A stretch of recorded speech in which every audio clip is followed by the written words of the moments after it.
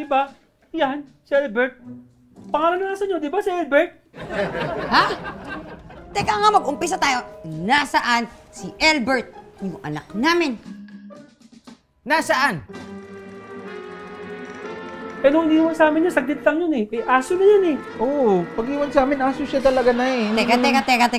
Teka. Pag iwan sa inyo, aso na siya talaga? Oo!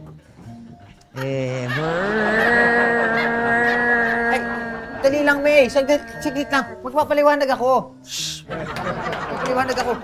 So sa Makatwid, itong stroller na to, nadala dito, ito yung stroller ng babae.